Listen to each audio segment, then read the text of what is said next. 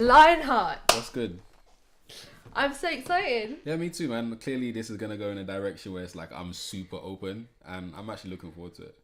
Well, when you said that you're a talker, and already we've touched on a good few things. And we're gonna talk about everything. Yeah. we ain't gonna do that. But just, talking about your early history, I thought immediately, I'm like, the Life Vocabulary audience, who are majority creatives of various mediums, just kind of in their process, so inquisitive about other artists' process. They're going to eat this up. So we're gonna go into the process. Go wherever you like, but I don't mind. Like, Yeah. sometimes my creative process is really toxic. As in, like, I will stay away from everyone, be in that room by myself, research like crazy. Like, for how long? if I'm writing, okay, so the last poem I did was on social media depression. Yeah. That took me, and again, because I was in it, it was even harder to write myself out of it, knowing that I wanted to create a product that would take myself out of the space I was in. Yeah. That probably took me 4 or 5 hours a day writing. And that's like, cool, it sounds like, okay, you're spending 5 hours just writing. If I think of a line and it doesn't equate to, all right, so here's a process for me, right? I feel like the poem is already written. I feel like the muse has already whispered the poem in my ear. Me writing is trying to remember everything that I just told. And when it doesn't connect, I beat myself up like crazy. I will spend like probably those 5 hours on 2 lines. Because you felt like you weren't able to catch it? Yeah. Or mold it to what I know it's supposed to be. And everything that I write has an intention, or has the intent to make someone feel a certain way. And I'm very careful of how I make people feel from art. I can't control it, but I do as much as I can to control it through the wording and composition of everything, my lexical choice of words. Like, I need it to be specific. So when I don't reach it, I feel like I'm letting down myself, letting down the muse, and letting down the people who could be affected by me. And that's a burden that I place on myself, much higher than it even sounds. Like, I really feel like I'm disappointing people, right? By not being the best version of myself as a writer. So that's the process every single day for 5 hours, trying to make like 2 lines work. So yeah, man, it's a really excruciating process, but like with most things that have a pain element to it, it leads to a pleasure at the end if it's for a good cause. And I love writing. Like, let me not like confuse it like, oh, writing is terrible because it's like torturous. Like, no, like it generally feels great when you get the words that you want and it just makes sense. So yeah. And did you start off writing? Where did you start? I started when I was like 16, and I feel like I wanted like a small outlet. I didn't know it was like poetry at the time, right? I just felt like I needed to communicate to myself who I was. I remember when I was like 18, I was going through like some really bad times in my house and even in school and certain friendships. And I was like, cool, I'm just going to end up writing. I was listening to like T.J. Moses or something at the time. And I just remember writing like a free write, and I didn't know what a free write was until just writing your heart out and not questioning what was on the paper. And it was about how I wanted to live when I was like 25 or 24, and it just made me feel so good. And I kept on writing the things that would make me feel good at a later point in life. And that's when I kind of realized that this is actually something, right? And then that kind of led into like structured form. And I was like, okay, this must be like the poetry stuff I was learning in school, because I didn't know it was at a time. And just through that, like that kind of like introspection, I was learning more about myself than I was learning in school. Like in school, you learn academic reasons, you learn about GCSEs, the A levels, the choices you choose. Whereas through like poetry, I was my own institute, and every day there was a new thing I could learn about myself. So I was like, okay, let's pause on that. Okay. With poetry, you were your own institute. Yeah. And you could I could visit different classes with myself and learn different aspects of how my brain worked. And I'm a very critical person. Like, I remember there was this time I said to my friend, like, I never used to read books when I was a kid. I read like dictionaries and thesauruses because I just wanted to know how to describe how I felt, right? But when it came to people were my books. Like, I would study, psychoanalyze. Yeah. Like I'll meet you, and in like 5 minutes I'm like, I need to know everything about you so I can be safe, right? Right. So I was very, and it wouldn't be a thing where like I would switch it on. It'd be like I'm looking at you and I'd start seeing all these kind of like things about how I could get to grasp into the person that you were. And that kind of transferred into me understanding myself even more. Because if you can understand other people, you can understand yourself. You understand yourself, you can understand the foundation to other people. So yeah, it was like every time I sat down to write, it was like, okay, class number 1, like, cool. What are you going to learn about emotional intelligence today? And I was like 18. So my grasp of that was at a completely lower level to where it is nowadays. But you graduate, so the institution evolves as you grow, and that happened. I feel like every time I had like a major experience in my life, it's like, cool, you don't need to attend year 7 anymore. It's time for you to jump to year 9. Oh wow. Yeah. And it's like you're constantly adding faculties to your institution. Every person I meet that has an impact on me changes how I learn and what I learn. And it's like, okay, are you prepared to go into school today? Yeah. Do you know what I mean? And you know that, oh, cool, I'm going to be a truant. I don't want to learn anything about myself today. It's too much. Yes. I'm a very inner person. And I feel like even to some extent, like the whole social anxiety that I had as a kid was very much glamorized by that mentality that just wanted to stay indoors and be an introvert, right? And it's really weird when people say, oh, you're a TEDx speaker now, you've been on stages with like 2,000 people and da-da-da-da-da. And I'm like, you don't realize I'm practicing how to be an extrovert. Like, I know how it felt being an introvert. I'm not saying there's anything wrong with it, but I knew that how I felt being an introvert led into me being an introvert verbally, and I didn't want that. I knew that I wanted to walk into a space and be the energy in the room rather than allow the energy to dictate how I felt about myself and what I felt I could say or do in that space. I told you I'm a talker. No, and plus it's only because you've said like a few things there that I wanted to draw out, but like if it's like what? So there's a few things there, and I really want to get to the themes of your right now, your current release, your book, right. Which I'll just let you just freely talk about. But you just mentioned something about social anxieties and how you've just had to, how you're practicing to be this way. This is not just an kind of an easy thing. It's not. It's absolutely not an easy thing. But let's just go back to the faculties thing, because I love that way of viewing yourself, where you're constantly adding to this inner institute. It's actually it's actually the exact reason why I called life vocabulary, because I felt like our lives aren't within these boxes. We aren't within these boxes or our identity. Right. We are forever expansive, evolving in terms of like a vocabulary is, and you're always learning new ways to articulate yourself through life. And so you're always adding. So you've looked at those challenges and thought, okay, that's I've graduated now from that level to the next. You're and it's a really useful reminder for people to view themselves as such, because otherwise we view life as happening to us rather than us having some agency. Yeah, like you should happen to life. You should happen to life. And I feel like that only happens when you build up a sense of tolerance, an aptitude to want to provoke yourself, to push yourself past your capacity, right? And I feel like a lot of the time we get content in who we are currently.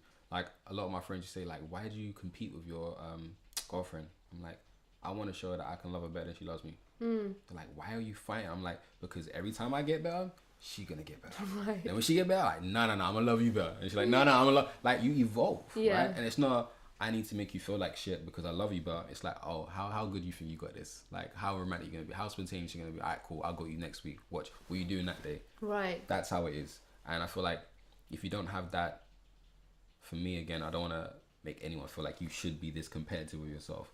But there's always, and I realized this the other day, like my desire to be so competitive came from a very, very young understanding of what inadequacy felt like. And not wanting to feel inadequate in any instance. So like in school, I needed to be good at everything.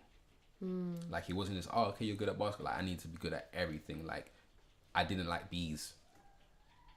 And maybe that's again me coming from like a Afro-Caribbean like background where it's like you have to be better than them or 10 times better than their best, like kind of drilling it into you from a young stage. But like I'm always striving to be the better version of myself than I was yesterday. Like I am my competition, and I'm very competitive where I get to, because once I feel stagnant, everyone else can look at me for like, oh, you've done so much. I'm like, you don't know what I wanted to do. And I'm not gonna, again, another tangent, right? I'm a tangent king. Like I remember there was this quote on Tumblr, and it read something like, so hell is when you're on your deathbed and the person who you was meant to be visits you. Ooh. And it ate me. And I'm like, even in my head right now, I can visualize that person. I can feel that. Yeah. Like, right here. Do you know Hell what I mean? is you on your deathbed. Yep. And the person you were meant to be Visit you. comes to Yeah. And I have that in my head. So I can't. Woo. Yeah, exactly, right? Whoa. So imagine that being your fuel every day. Wow. So I don't want to stay stagnant. No. And I'll put things in place to not be the introvert, to not be the mute person, to not be the social anxiety prone person. Like, I'll put things in place to strategize on how to, again, practice being closer to that person every day. And again, that comes with like, so people used to make me feel like overthinking was a bad thing. And then I learned about this word called metacognition, which is like, again, that whole thinking process. Yeah. Like, you are studying yourself to actually architect your thoughts when you do that. When you don't, you allow other people to build up your thoughts for you. Right. Like that whole internal dialogue, like I used to feel like this is my view on reality. No, it's an accumulation of my friends who are talking shit about me. Yes. Or the things that I misread from my teacher saying to me. Yes. Or the things my parents have said that I've just misconstrued or maybe took it in the correct way they wanted me to feel. And I'm like, I'm making their perception of myself my self compass. Right. And that's very negative because now you're self-reliant on other people's perceptions of yourself. Yeah. So me being an overthinker led to me realizing that metacognition was a great way of me restructuring and reconfiguring my mentality for myself.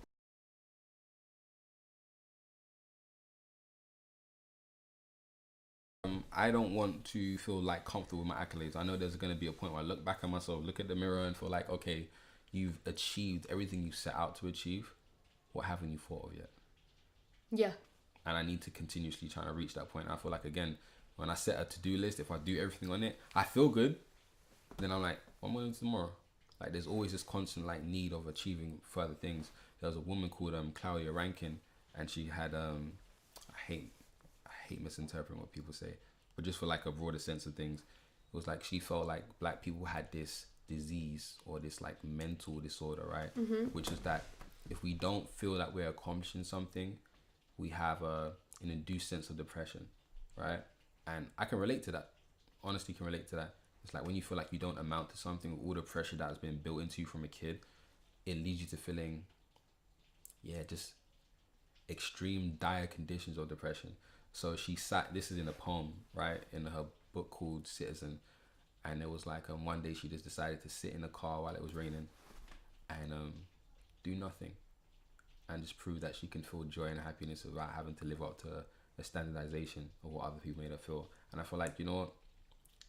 It's a beautiful thing. Maybe one day I'll reach that point.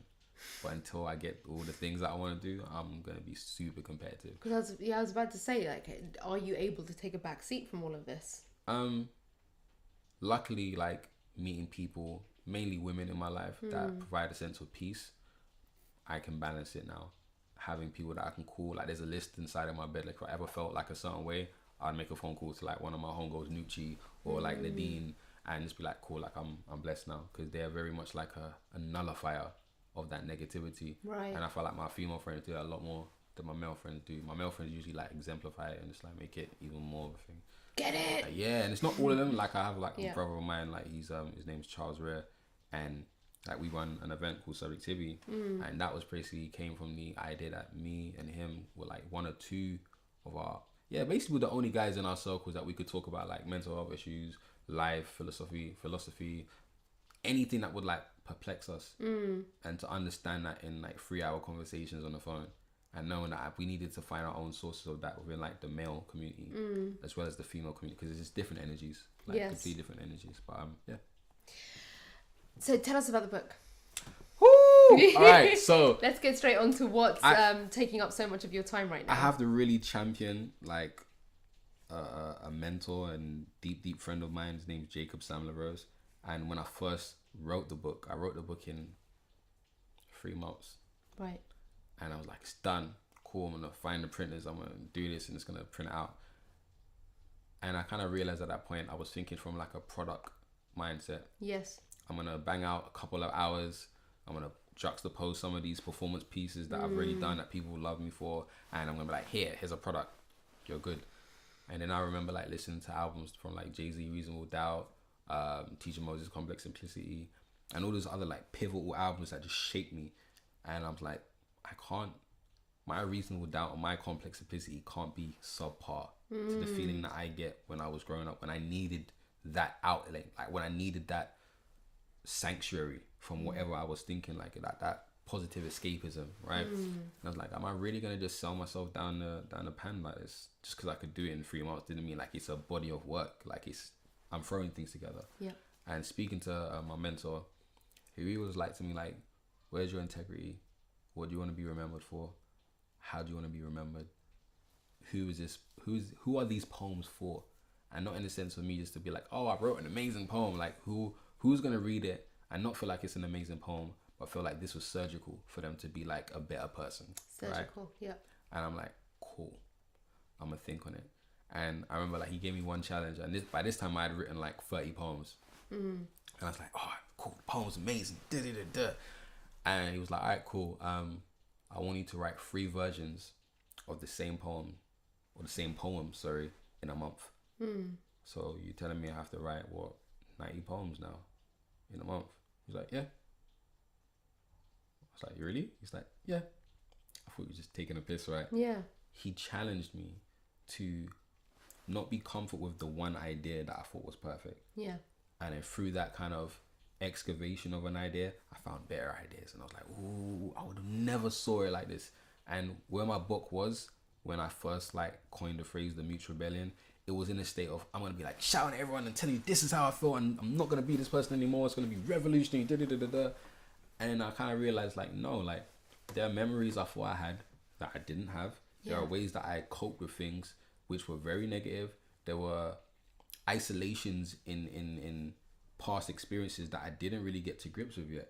And it was through writing that I was like, okay, I'm now dismantling like my cognition. And what I thought was functioning was actually still just glitching.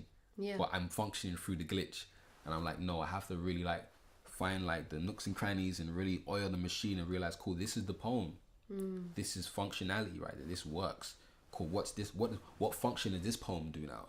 And it took me so long, 3 years, to go over everything over and over and over and over and over again. Constant critique, constant double checking, constant assessment, constant just looking at the thing you love with eyes of scrutiny because you love it so much. And I remember like Jay-Z was like, he doesn't particularly mind critics because critics are the people who love what you do. Yes. Like, so be the person who loves what you do. Just try not to hate the body of work at the end of it. Yeah. And I feel like for me, I had reached that point when it came to like the 3rd year. And I was like, I didn't want to read the first poem anymore. Like, I know what it's going to say. I know how I'm going to feel. Like, I'm done with it now. And that whole editing process for me came to a halt when I said to myself, the memory is perfect. The form is perfect. I'm now editing it, making it lesser of a feeling when I read it. And that was important for me to stop. So that kind of ties into when I got my threshold. Yes. I reached it because I felt like I created something beautiful. Yeah. And then I sent it to the wrong school. You feel me? And I was like, nah, I have to stop now. And I took a break, came back to it, and I was like, it's done, it's ready. And I probably wrote one more poem for it because an experience happened to me, and I didn't want to omit it from my brain. And I wanted it to be like a fixture in time. Like I wanted to kind of pay homage to, even though it kind of made me feel away, my book wasn't about me demonstrating how great of a guy I was. Like I would have written a love book if it was about that. It was about me presenting myself to the world, presenting Rael to the world, and not just Lionheart. Because Lionheart is an extreme confidence. It's an alias. It's a way of living vicarious through the image that I want to be. But then I have to pay homage to who I was, because I would never be this person if it wasn't for who I came from. So yeah, is that enough rambling? Love that.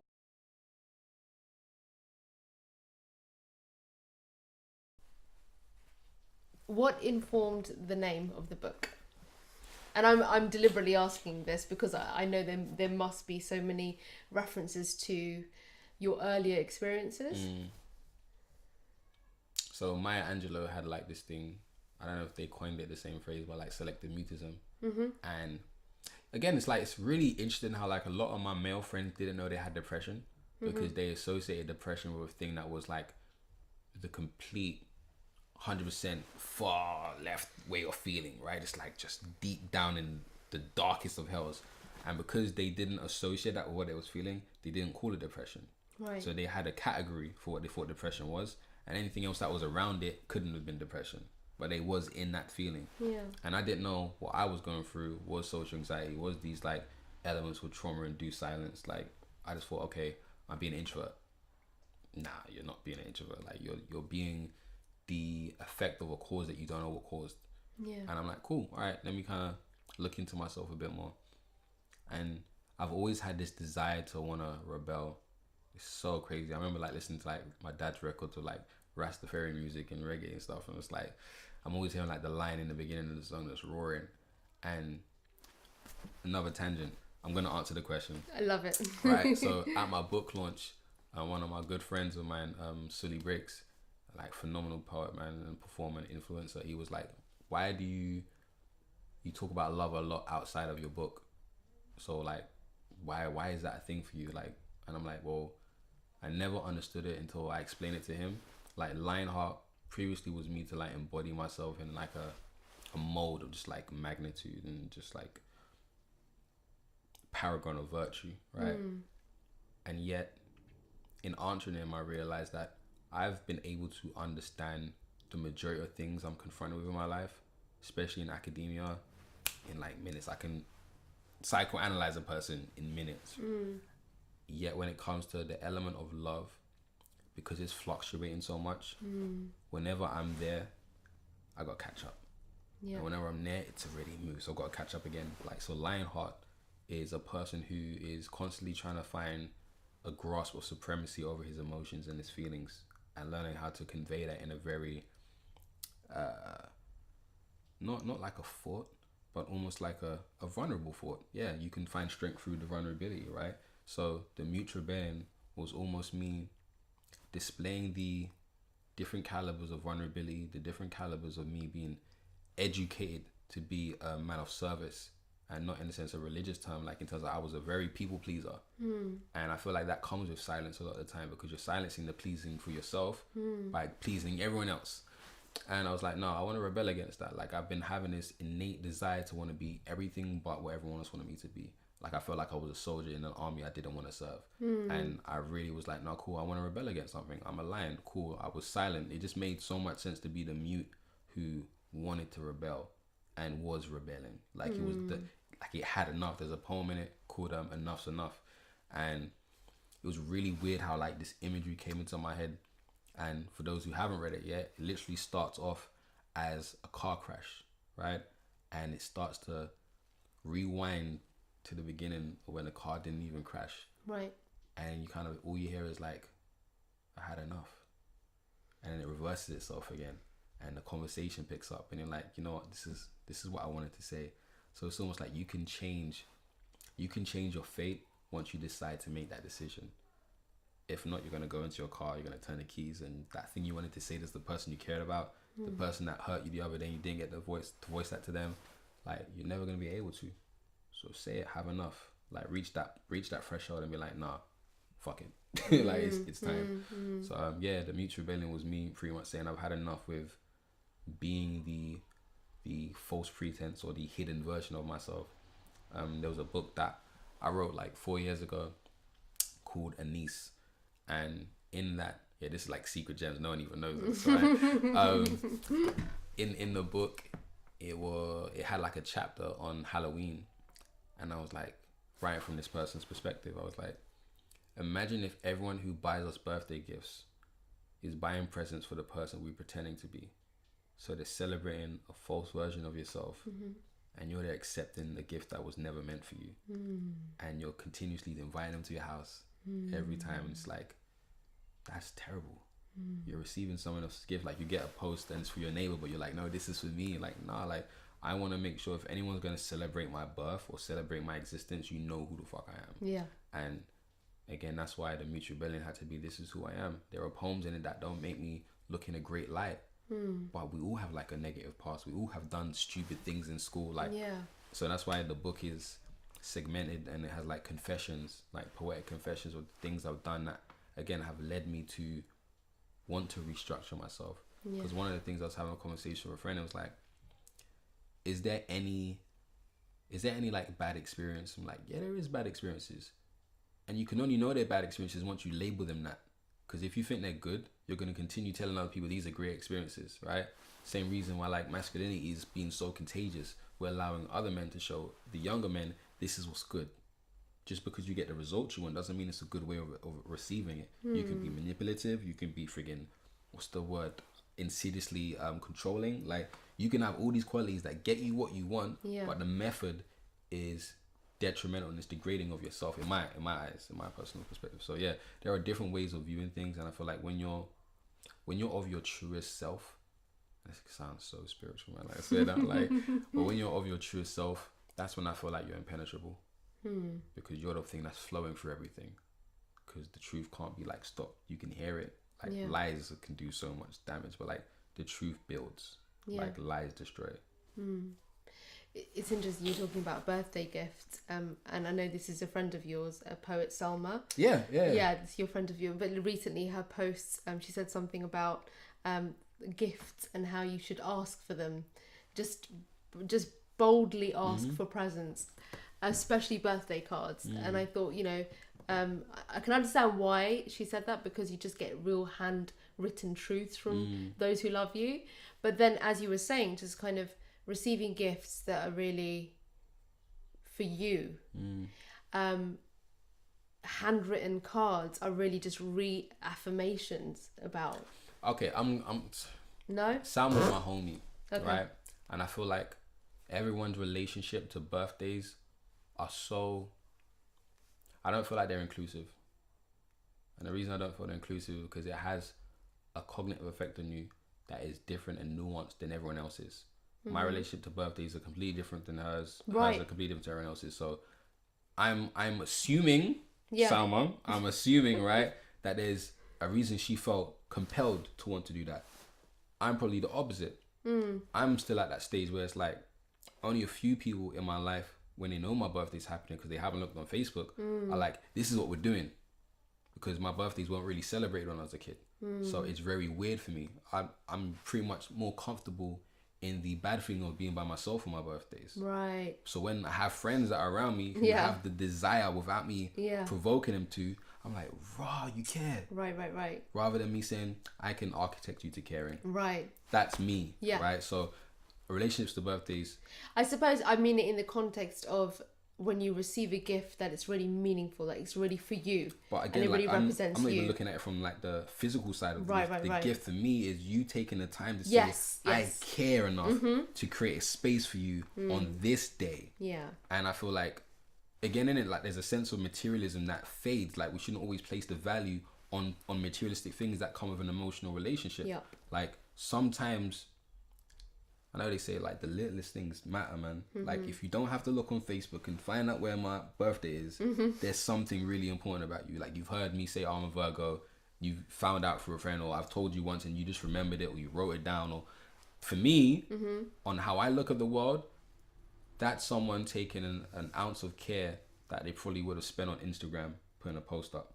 Right. Because there's so much concern about what you're gonna do. Like just have the devotion to making someone else's day. And it can happen through their language. It can happen through something else. It could be through a card. It could be through a holiday. It could be through a free ticket to the cinema. Like, but something in your mind said, this is how I'm going to celebrate this person's existence. And I feel that's beautiful. And I feel like Salma has her way of finding that peace. Yeah. And for me, it's like being surprised that people actually remember my birthday. Yeah. Without being prompted to, and want to do something rather than wait for me to do it. But then again, it's like, should I not, and I've tested it, should I not find the love for myself to create a birthday party, to create all the things that other people haven't done for me when I was growing up? Should I now be the opposition to what I was confronted with as a kid? So again, we're in class right now. Yeah. We're in the institute right now, and I'm learning different things. So like there's various ways you can approach it. But I feel like everyone has their own way of feeling good on their birthday because it's inclusive to them. It's not. Because I mean, I'm probably right in the middle, right? Where I want to celebrate.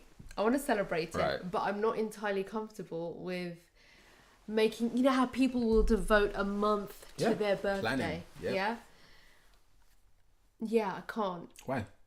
Exactly. So exactly as you were saying about doing something which isn't your thing, especially when it's to do with you and sort of bringing not value, but it's a valuable experience, but it's doing something differently. Have you got someone in your life that you really appreciate their existence? Of course, yeah. Right. Now, would you not want to do what it takes to yeah. make that? So, oh, it's so funny because I was thinking about my daughter's birthday, and I was thinking, okay, it's in a couple of weeks.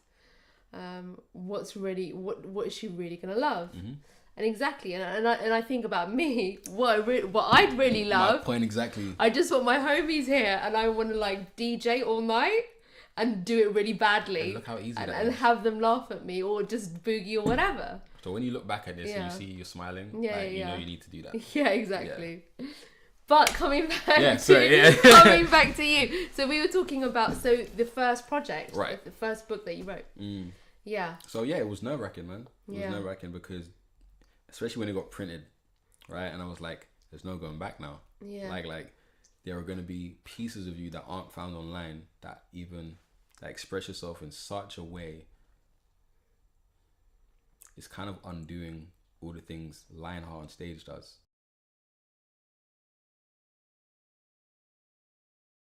So I'm very conscious of the entertaining side of me performing on stage, and I feel like there's a reluctance to a lot of poets, whether it's by preference or just by like an unconscious decision, that they aren't prepared to give, especially in Britain. I've noticed in my eyes that Americans do so well, which is like they don't have the reserved emotional reservation when they're on stage. Americans give it to you.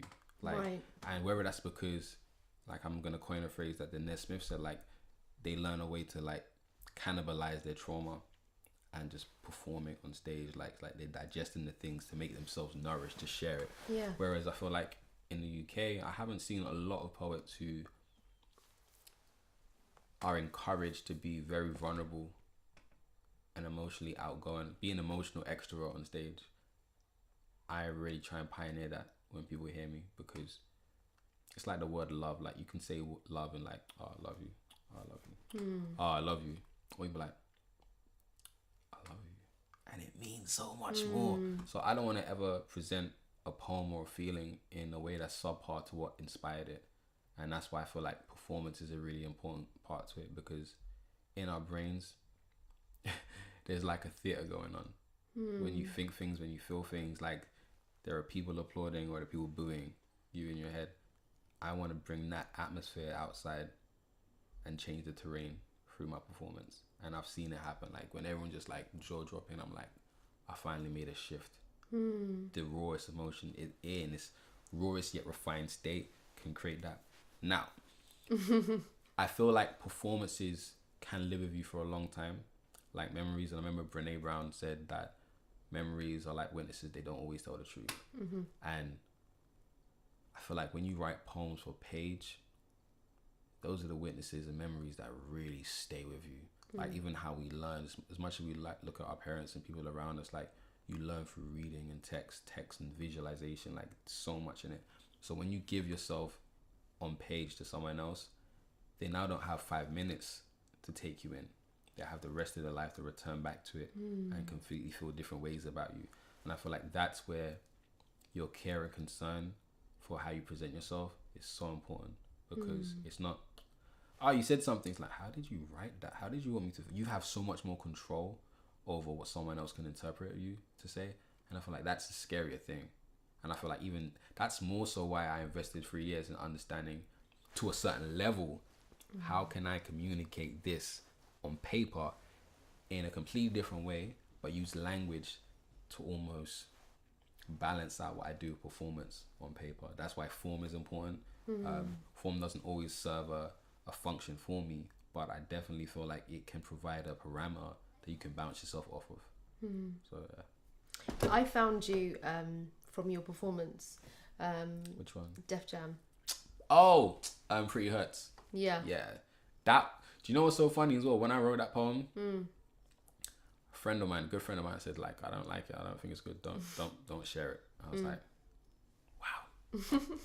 But I was in such a rebellious state. I was like, I don't care what you think. Like, I care what you think as a person. But I was like, I'm gonna share it anyway. And to see how that has resonated with people made me realize that that quote that's in my book is like, it's called I write for those with walls or windows, right? And that poem pretty much nailed it to the point. Like, there were some people who have connected with that because it felt like, for me speaking on their behalf, I hope like I have the license to do that. It's like you're now providing an outlet for the things they put in a safe, and it's like they found their treasure again because it's out in the open now. And sometimes when you put something away and you look at it, you forget that it's even there. You forget that you had this value all along, and the truth was the value that a lot of us pretty much keep inside a lot of the time. And yeah, man, like we take all these, like we adorn ourselves in like experiences that don't add to us, but really it's the truth that we should be adorning ourselves with and presenting that. So for me, that poem was me doing that, and I feel like that performance and that recording really, really put that achievement on a pedestal. Yeah. It really made me, even now, like I look at that video and I'm like, I'm so glad I saved up for a whole year just to go out there. I'm so glad I made all the sacrifices to be out there. I'm so glad that that world received me in such a way that other people could receive it on a greater scale. So yeah, man, I'm glad that you found me through it, because yeah, I'm glad I made that happen. It took me a year, like for real, because I was in like New York, DC, and I had like, I co-assisted a team to like second place in the world for like Brave New Voices as well. So I was spending money in so many different places, so I needed to like, yeah, man, it was, yeah, I'm glad I did that. I'm glad I did that. Again, like you never really realize at the time. Like I remember friends asking me, "Oh, do you want to go out?" And I was like, I can't. Like I just can't. I didn't want to tell anyone why I was saving money. But I was like, I just can't afford it. Right. And there reaches a point where people stop asking you because they know you're going to tell them no. So it's like, so now you just see the pictures on Instagram. You're like, well, I didn't even want to shout you this time, but I knew my goal was to venture to a place I always wanted to. Like I never felt I was good enough to perform in the States. I always wanted to. Right. That's where my idols, my performance idols were. And now like I'm friends with my performance idols, which is crazy to me.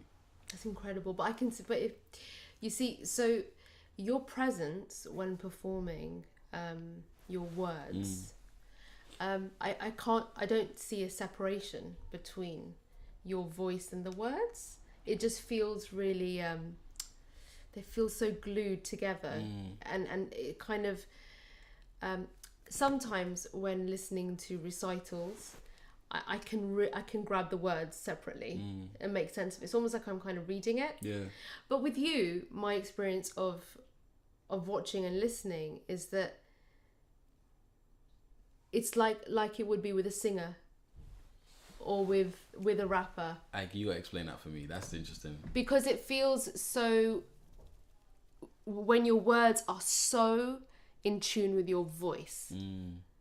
I don't mean voice in It's so ingrained, which is why we were having the earlier conversation in the car about how people will arrive at you. Will they find you first on the page, and then will they, like for instance, I'm wanting to hear your voice when I'm reading the page, but because I found you first through performance, and my experience of you was that it felt so complete. It felt so complete. That's nice. And you know what? I'm gonna put it in a completely open way. There are some poets I think are phenomenal on stage. Right. I think on page, they need to do more work. Right. And again, that depends on aesthetics, depends on the research, depends on how much you're editing yourself. But it's okay to have a preference of like poets on stage. Yeah. Like it's like a genre. Yeah. I like grime music. I like neo soul. I like Kizomba. Like. Doesn't mean that when I start reading the lyrics of Kizomba, I need to resonate with it just as much. No, like I need to feel it. Right. And I feel like a lot of the time, you can feel things on page if it's done in a particular way that is speaking your language. Yeah. Right.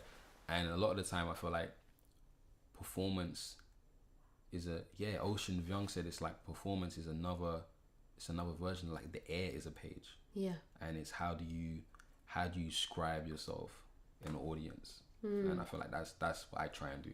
And it's clearly successful, so yes. But yeah, that's interesting, man. Like again, like some people only find their niche or their concentration on being a performer. Like I always wanted to be like the best. Like in my mind, I'm honestly like the best UK spoken word poet. Period. And other people probably have criteria to go by to be like, oh, you can't say that because they're in award ceremonies or they're this. Like, if I don't feel that way about myself, I won't write the best work that I need to write. So it's not an attack on anyone else who is or thinks they're of a certain level. It's like how I view myself. When I write, I cannot approach a page and be like, I'm crap. I'm going to write crap material. Yeah.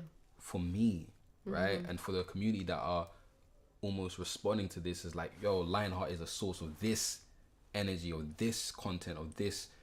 A friend of mine said, like, do you know you're a safe space for men? Like, I didn't know I'm a safe space. I didn't know that through my art. And I'm like, cool. Like, I have to honestly look at myself and be like, I'm the best UK poet in my mind. I have to. And I advise other people to feel that way about themselves. Some people don't have that. Like, I met with, I was commissioned by the drug policy museum, the museum on drug policy, right? And I met a beautiful lady. Her name was Devine. Thank you. Phew, I thought I was gonna forget the name. Big up Devine. And I approached her and she just had this airiness about her, the way like she carried herself was just so light. And I was like, what is it about you? Like there's something mystical about you. And she was like, you know, very like eloquent and airy, like I wanna like spiritual, but like a spirited person, right? Yeah. And she goes, you kill the ego. I was like, what? She's like, you kill the ego. And even then my ego was like, don't. like don't do it. Even mine's like, hang on. But she just reached, for me, she had this like zen quality or just like utter peace by not having an ego, which could be its own beast, its own leech, its own vampire in its own way. And I don't feel like just because the way I approach myself or view myself or architect my way of looking at myself is everyone else's. It shouldn't be everyone else's template. The world will be a boring place. Yeah. But find the route, find a GPS system within yourself that allows you to navigate to your own tranquility. And for me, like viewing myself in its highest form does that, because I know what the hell is like when I don't view myself in that way. So yeah, find your own thing, man. You said it again. The hell.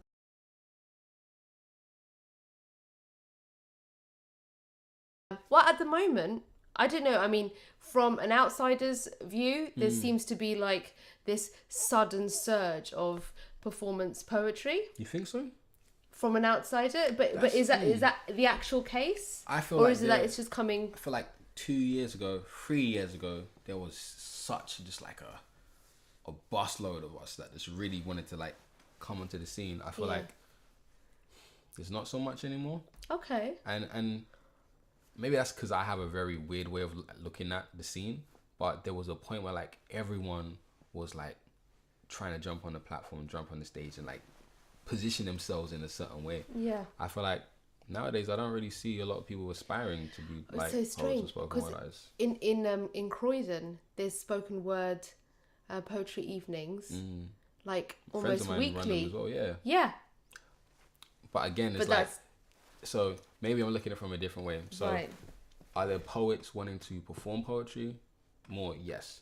Are there poets that want to make a profession? No. Right. And I feel like I've noticed going to so many shows that people just want to find the outlet that they've never had before. Right. And continue to nourish that feeling of whatever it was that stopped them from doing that, from prohibiting them from doing that. I feel like when you want to pursue poetry or spoken word as a career, it's a completely different thing for me, especially when you say like you're now present. It's like there's a consistency that's required. There's a narrative you need to be aware of within yourself that you're now sharing with the world. There's a presence that I feel it's not imposed on the world, but it asserts itself in a way where everyone knows you're here for them. And I don't see that in every poet. A narrative you need to preserve. No, did I say preserve? Yeah. That sounds better. I hope I said that.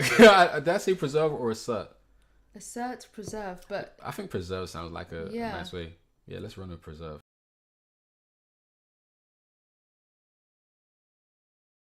Okay, so as we were saying, right. Hey people.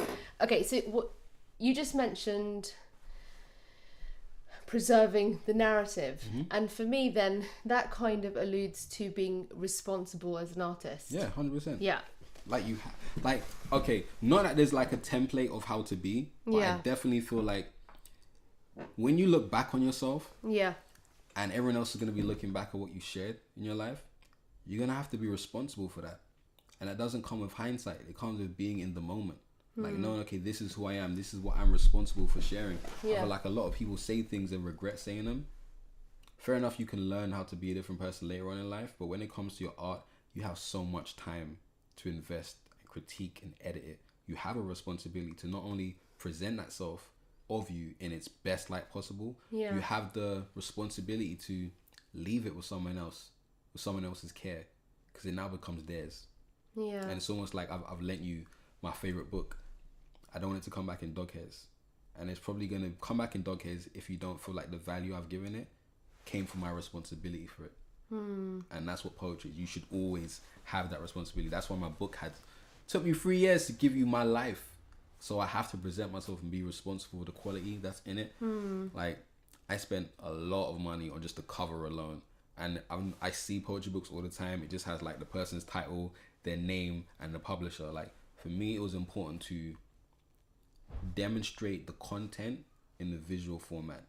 That was my responsibility to myself, to really show you from face value, this is what you're going to receive emotionally from looking at it. If you have an analytical perspective, you can look at my cover and feel like, whoa. So when you enter the book, I kind of relinquish the responsibility now. It's no longer mine because I've done everything I could up until that point. I feel like you experience more negative experiences when you're not responsible at the moment. Poetry helps me be responsible in the moment. I just wish more artists were I just wish that they had this approach. I'm trying to make sure that mic's not covering your face.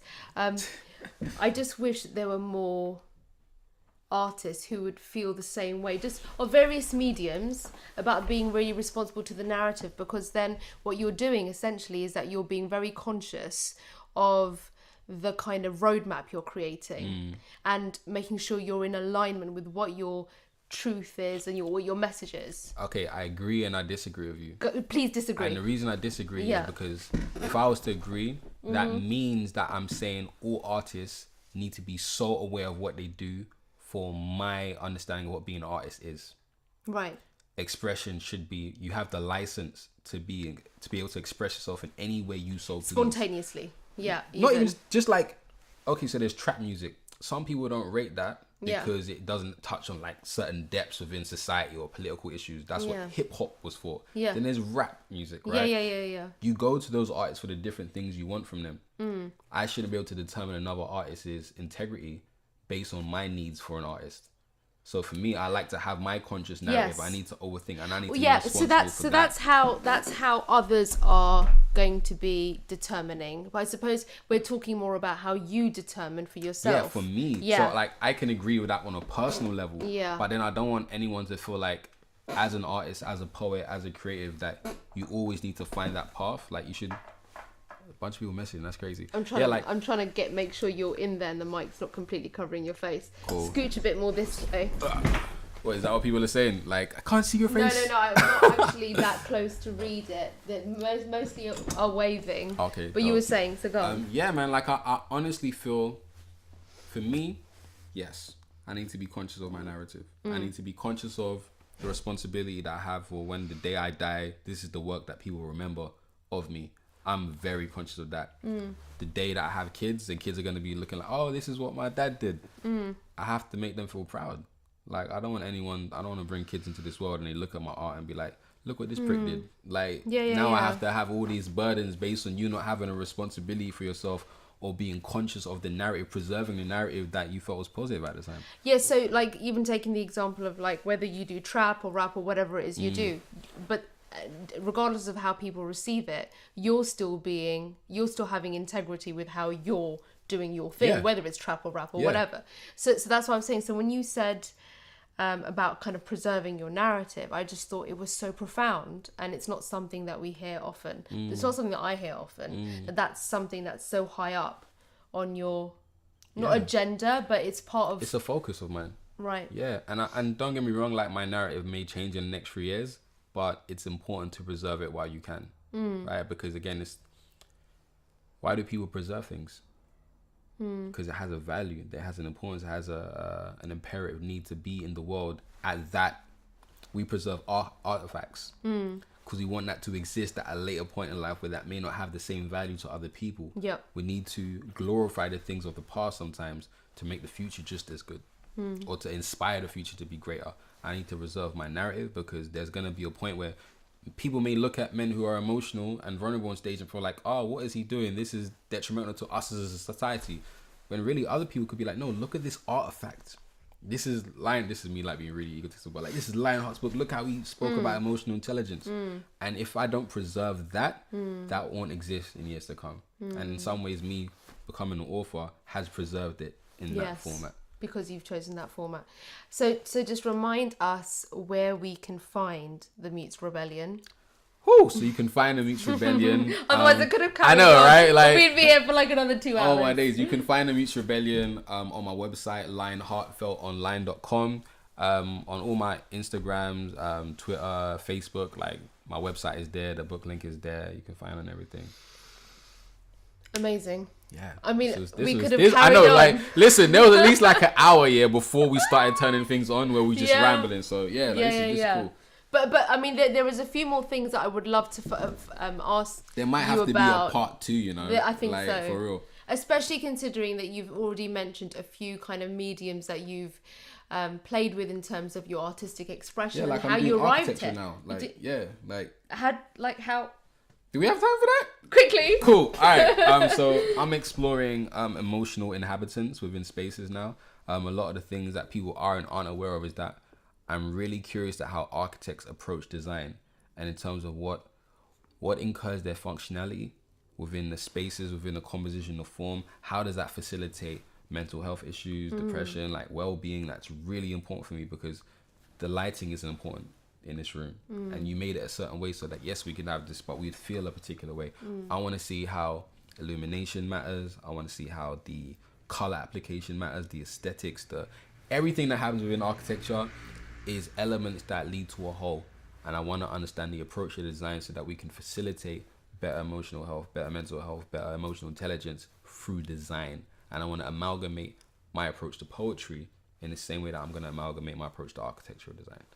So yeah, there's a lot of stuff happening. I know there's drops mic. Just drops mic. Yeah, but and that's to lead to something else, which I'm not gonna say just yet. Yeah, sure. But it's definitely like a 2 to 3 year process and portfolio that I've been developing. Like, so I was at the Building Center. I was their first poet in residence, and it was important for me to understand psychology, memory, and spaces that affect us later on in life. That was the Building Center. Building Center. Yeah. Okay. So like I was there. I was like their first poet in residence, and it was interesting to position myself in a space that had never been put on an interviewing platform because they really allowed me the space to be me and question them and learn. There's actually a podcast I'm gonna have to do. I'm not gonna talk about it because I want to ruin the idea. But yeah, there was a lot of findings that came from that residency, and I'm so glad because I came into it one way, like I came into my book, and then it led me to that direction. So yeah. And when we were talking about process, yeah, you've kind of alluded to your process a lot in this whole podcast. Yeah. I love that. And the thing is, the Life Vocabulary audience will be picking up on all of those little gems. Hey, I'm looking forward to seeing these quotes because you don't really like hear it when you're speaking. Yeah. But I see it in your reaction when I'm saying, I'm like, was that and I'm about to repeat them. You're like, why are you repeating me? Say that one more time. I'm like, I don't even know. And there were loads of times, actually, loads of moments like that. Thank you so much. Thank you for having me, man. I appreciate you. Thank you guys for tuning in. Like, I really appreciate it, man.